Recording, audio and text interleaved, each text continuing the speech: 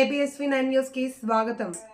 కాకినాడ జిల్లా ప్రతిపాడు మండలంలో మారుమూల గ్రామంలో ఉన్నటువంటి వంతాడ గ్రామంలో వచ్చిన న్యూస్ చూసి ఆ గ్రామాన్ని సందర్శించిన జాతీయ ప్రధాన కార్యదర్శి లింగం శివప్రసాద్, దళిత ప్రజా చైతన్య వ్యవస్థాపకులు బుంగా సతీష్ కుమార్ ఆ వంతాడ గ్రామాన్ని సందర్శించి అక్కడ ప్రజలతో మమేకమై వారి యొక్క సమస్యలను తెలుసుకుని అనంతరం మీడియా సమావేశంలో మాట్లాడుతూ వంతాడ గ్రామంలో నివసిస్తున్నటువంటి గ్రామస్తులు వారి యొక్క ఇబ్బందులు సమస్యలను నేరుగా తెలుసుకుని వారు 150 సంవత్సరాలుగా జీవిస్తున్న కనీసం దారి మార్గం కూడా లేదని, వారి ఓటు హక్కును కూడా వినియోగించుకుంటున్న ప్రభుత్వం వారు ఓట్లు మాత్రమే వారికి కావాలి, వారికి కనీస వసతులు ఉపాధి లేవని, వారి సమస్యలు మాత్రం పట్టనట్టుగా వ్యవహరిస్తున్నారని, ఇక్కడ ప్రభుత్వ హాస్పిటల్ మరియు స్కూల్లో చదువుతున్న విద్యార్థులకు బాత్రూమ్స్ సరిగ్గా లేవని, గర్భిణీ స్త్రీలకు రోడ్డు మార్గం లేక, గర్భిణీ స్త్రీలు డెలివరీ టైంలో అంబులెన్స్ సౌకర్యం లేక చాలా ఇబ్బందులకు గురి అవస్థలు పడుతున్నారని వాపోయారు.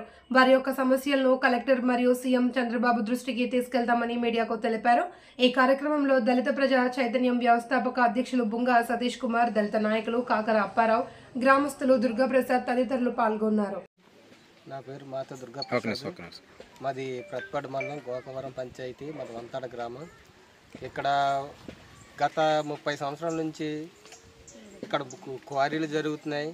తర్వాత మాకు గవర్నమెంట్ అనేది ఎప్పటి నుంచో మేము ఒక 100 సంవత్సరాలు 120 సంవత్సరాల నుంచి మేము గవర్నమెంట్కి మేము ఓట్ల రూపంలో ఓట్లు వేస్తున్నాం, కానీ మాకు గవర్నమెంట్ కానీ ఎవరు కూడా మాకు పట్టించుకోవట్లేదు. ఏ సదుపాయాలు కూడా మాకు ఏది కూడా చేయట్లేదు.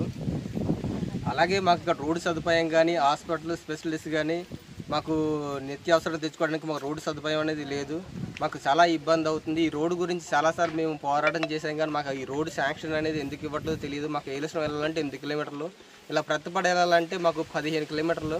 అయితే మాకు నిత్యావసరాలు దేనికైనా సరే రోడ్డు సదుపాయాలకి ఇదే హాస్పిటల్ స్పెషలిస్ట్ కానీ ఇదే ఏలేశ్వరం. మాకు రోడ్డు ఎన్నోసార్లు ఫారెస్ట్ వాళ్ళకి మేము లెటర్లు పెట్టాము, మాకు ఫారెస్ట్ వాళ్ళు అబ్జెక్షన్ పెడుతున్నారు. కానీ ఫారెస్ట్ అబ్జెక్షన్ పెడుతున్నారు. ఇక్కడ మైనింగ్ చేసుకోవడానికి మనకి వాళ్ళకి బళ్ళు తిప్పుకోవడానికి పర్మిషన్ ఫారెస్ట్ వాళ్ళు ఎందుకు ఇస్తున్నారో తెలియదు. అలాగే ఫారెస్ట్ వాళ్ళు మాకు ఈ రోడ్డు కూడా శాంక్షన్ చేయాలని మేము కోరుకుంటున్నాం, ఫారెస్ట్ వాళ్ళు కూడా.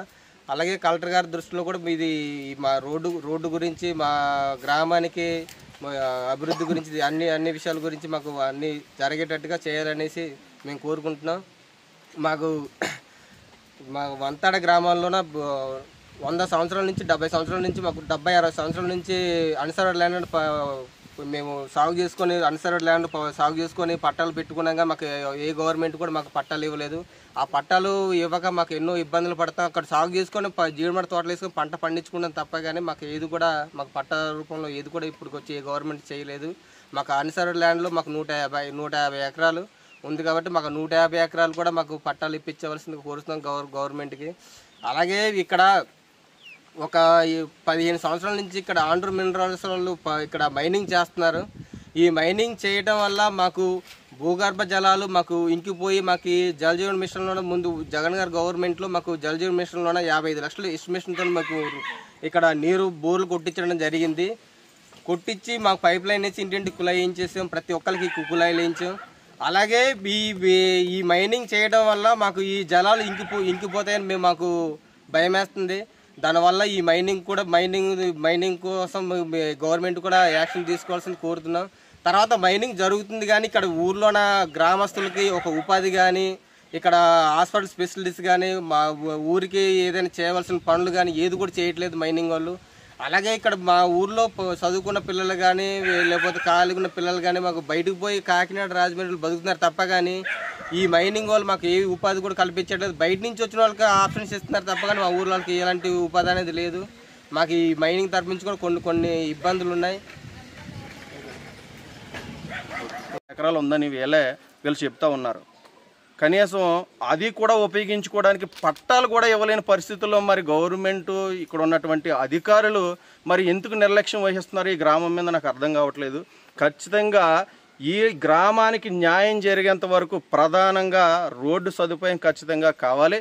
అలాగే వీళ్ళకి ఏవైతే వసతులు ప్రభుత్వాలు కల్పిస్తారో, వీళ్ళకి వైద్య సదుపాయం కానీ, రోడ్డు సదుపాయం కానీ, త్రాగునీటి సదుపాయం కానీ, వాళ్ళకి వనరులు ఉపయోగించుకుని, ఇక్కడ ఉన్నటువంటి వాళ్ళ వనరులను ఉపయోగించుకుని వాళ్ళు జీవనోపాధి కలిగించుకునేటువంటి వసతి కూడా కల్పించాలని చెప్పేసి డిమాండ్ చేస్తూ ఉన్నాం.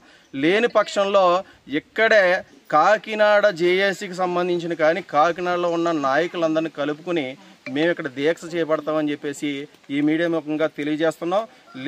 వీళ్ళకి వచ్చే ప్రతిదీ వీళ్ళకి రావాలి, లేని పక్షంలో ఇక్కడ ఖచ్చితంగా దీక్ష చేపట్టి ప్రభుత్వాన్ని ఇక్కడికి రప్పించే ప్రయత్నం కూడా చేస్తామని చెప్పేసి ఈ మీడియా ముఖంగా తెలియజేసుకుంటూ ఖచ్చితంగా మరి కాకినాడ కలెక్టర్ గారు మేము ఒకటే కోరుకుంటున్నాం, మరి వీళ్ళని ఖచ్చితంగా వీళ్ళకి న్యాయ సదుపాయాలు మీరు అందించాలని కోరుకుంటూ మీ దృష్టికి ఖచ్చితంగా ఇది విషయాన్ని మేము ఇప్పుడు వరకు తెలియపరచకపోతే అధికారుల వాదన తెలియపరచకపోతే మీ దగ్గరికి మేము ఖచ్చితంగా తీసుకొచ్చి వీళ్ళకి రావాల్సిన రాయితీలు వీళ్ళకి రావాల్సిన సదుపాయాలన్నీ మీరు ఖచ్చితంగా చేసి పెడతారని మాకు నమ్మకం ఉంది. మీరు దీన్ని ఖచ్చితంగా ఈ గ్రామాన్ని మీరు దత్తత తీసుకోవాలని కోరుతూ ఈ అవకాశం ఇచ్చినటువంటి మీడియా మిత్రులందరికీ నమస్కారం తెలియజేసుకుని థ్యాంక్ యూ. మీడియా మిత్రులకి నమస్కారం. నా పేరు బుంగా సతీష్ కుమార్, దళిత ప్రజా చైతన్య వ్యవస్థాపక అధ్యక్షుడిని. ఈరోజు రీసెంట్గా మీడియాలో వచ్చినటువంటి కథనాలని వీక్షించి ప్రతిపాడు మండలంలో, కాకినాడ జిల్లా ప్రతిపాడు మండలంలో ఉన్నటువంటి ఒక విలేజ్ చాలా అంటే గతంలో ఏర్పడబడి దాదాపు ఒక 100 సంవత్సరాల క్రితం ఏర్పడినటువంటి ఒక వంతాడ గ్రామాన్ని సందర్శించడం జరిగింది. ఈ గ్రామంలో చాలా దయనీయ పరిస్థితులు ఏర్పడ్డాయి. ఎప్పుడో 150-100 సంవత్సరాల నుంచి ఇక్కడ దాదాపు 200-300 మంది కుటుంబాలు ఒక్కొక్క ఇంటిలో 2-3 కుటుంబాలతో జీవించి పూరుగుడిసెల్లో జీవించి వాళ్ళ జీవనం సాగిస్తూ ఉన్నారు. వీళ్ళకి ఎటువంటి వృత్తి కానీ ఎటువంటి జీవనోపాధి కానీ లేకపోయినా అవే రాళ్ళు రప్పలు కొట్టుకుంటూ ఇక్కడ జీవనం